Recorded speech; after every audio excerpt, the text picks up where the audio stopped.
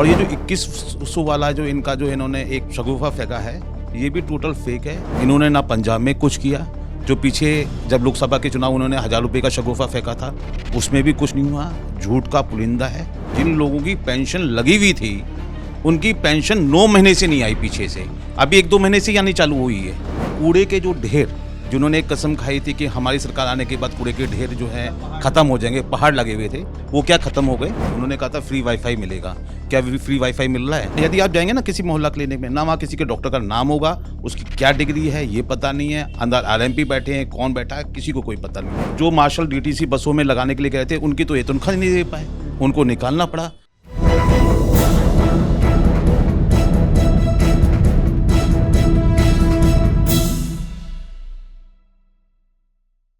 Doctor Hariom Pawar साहब की पंक्तियां हैं कि मैं वो कलम नहीं जो बिक जाती हो दरबारों में, मैं शब्दों की दीप शिखा हूं अंधियारे चौबारों में, मैं वाणी का राजदूत हूं, सच पर मरने वाला हूं, डाकू को डाकू कहने की हिम्मत करने वाला हूं, मेरी कलम वचन देती है अंधियारों से लड़ने की, राजमहल के राजमुकुट के आगे तन कर अड़ने की, और उस कवि का तो मर जाना ही अच्छा जो खुददार नहीं, देश जले मैं कुछ ना बोलूं, मैं ऐसा खद्दार नहीं। नमस्कार, कैपिटल टीवी पर आप सभी का स्वागत है। कैपिटल टीवी आप सभी को दिल्ली विधानसभा चुनाव से जुड़ी हुई हर एक अपडेट पहुंचाने का प्रयास कर रहा है, और इसी क्रम में हम दिल्ली की जनता से भी बात कर रहे हैं। और दिल्ली में जिस तरीके से एक अलग ही प्रकार की राजनीति खेली जा रही है और पिछले 10 सालों से दिल्ली का जो हाल हुआ है उसका प्रमाण भी जनता खुद दे रही है। वहीं दिल्ली चुनाव को लेकर भारतीय जनता पार्टी की ओर से क्या तैयारी की जा रही है, क्योंकि जिस तरीके से संसद में जो कुछ भी हुआ और यूपी विधानसभा में भी जो कुछ हो रहा है और संभल मुद्दे को लेकर लगातार राजनीति खेली जा रही है। और आजकल एक फैशन हो गया है कि अब नीली टी शर्ट और नीली शर्ट पहनकर लोग निकल रहे हैं और लगातार भारतीय जनता पार्टी पर भी हमला कर रहे हैं। आज दिल्ली विधानसभा चुनाव के बारे में हम जानकारी हासिल करेंगे और क्या तैयारी है भारतीय जनता पार्टी की ओर से। इसके लिए हमारे साथ मौजूद हैं श्री मानवेंद्र प्रताप सिंह जी, जो कि ओबीसी मोर्चा के महामंत्री हैं। नमस्कार सर, बहुत बहुत स्वागत है आपका। सर, सबसे पहले हम जानना चाहेंगे दिल्ली विधानसभा चुनाव के लिए भाजपा की ओर से क्या तैयारी की जा रही है। देखिए, मैं आधिकारिक तो प्रवक्ता नहीं हूँ, मैं तो एक बहुत छोटा सा कार्यकर्ता हूँ, और पार्टी जो है पूरी तरह से मूड में है। और इस बार जो है विधानसभा के चुनाव पूरी दिल्ली के अंदर जो है हम जो है जीतेंगे और हम अपनी सरकार बनाएंगे। 7 प्रकार की रेवड़ियों का ऐलान किया गया है कि केजरीवाल की ओर से, और केजरीवाल मुख्यमंत्री पद पर नहीं है, उसके बावजूद भी खुद को ही मुख्यमंत्री समझ रहे हैं और आतिशी मार लेना को किनारे करके वो लगातार अपनी बातें बोलते जा रहे हैं और ऐलान कर रहे हैं कि ये केजरीवाल का वादा है। क्या कहना है आपका?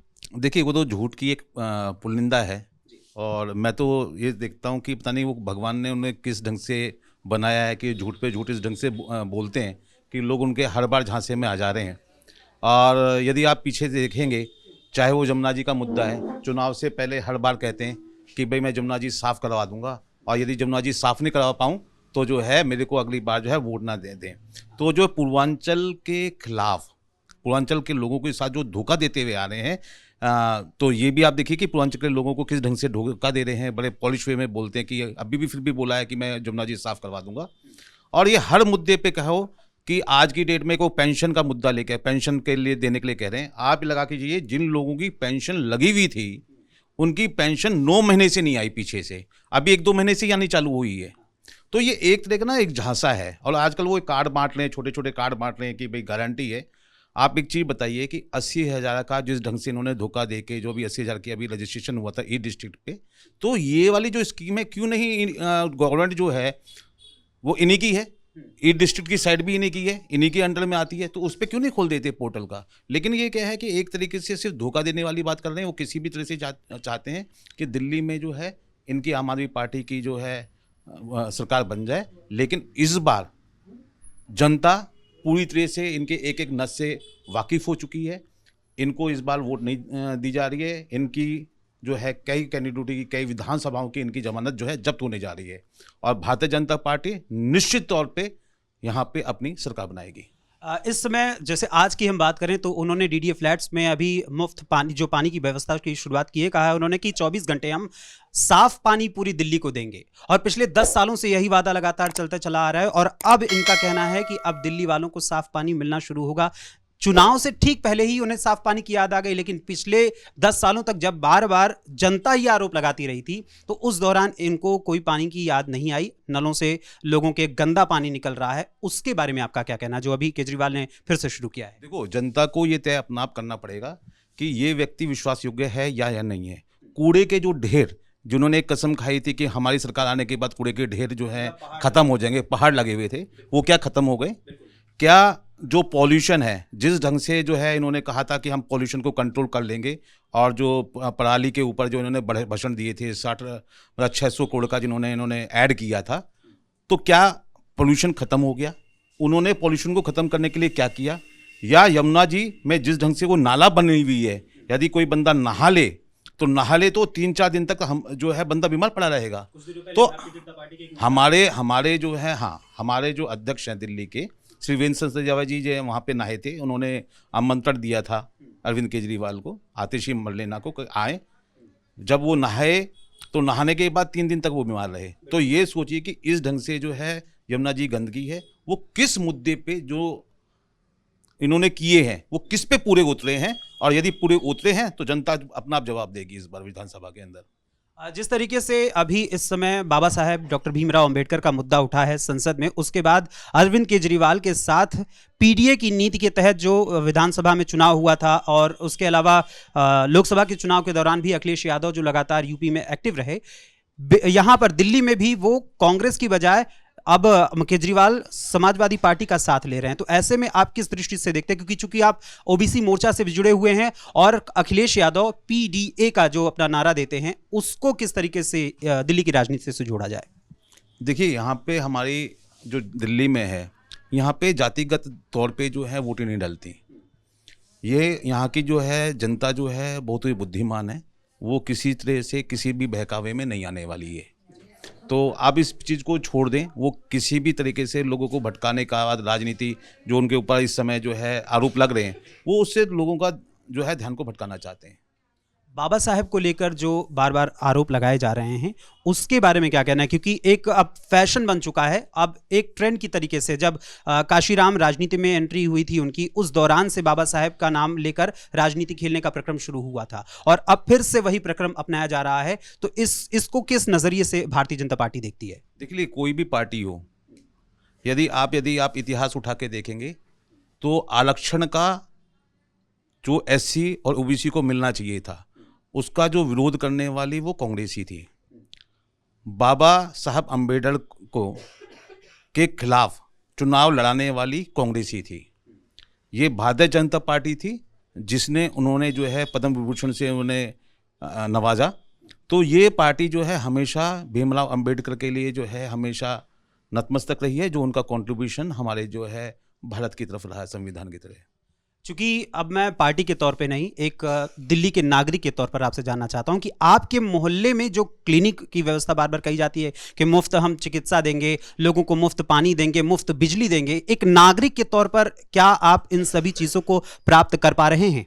देखिए, उन्होंने तो बहुत सारी घोषणाएं की थी। उन्होंने कहा था फ्री वाईफाई मिलेगा। क्या फ्री वाईफाई मिल रहा है?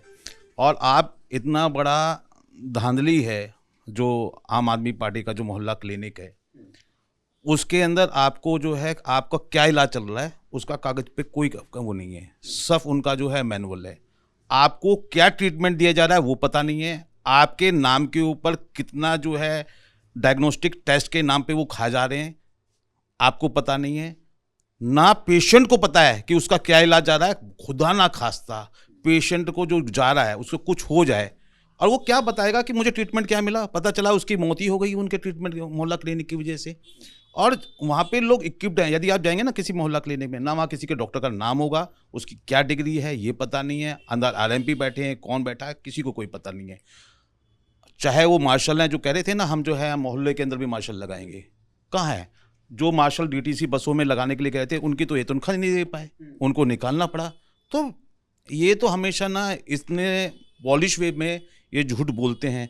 जनता झांसे में आ रही थी इस बार जनता जो है बिल्कुल भी नहीं आने वाली इनके यहाँ से। अच्छा, महिलाओं की जब बात हो रही है तो महिलाओं को भी साधने के लिए इन्होंने अभी एक योजना को फिर से शुरू करने की बात कही है और साथ ही 2100 रुपए देने की बात कही है और बसों में जो यात्रा है वो पूरी तरीके से मुफ्त करने की बात कही है केजरीवाल ने।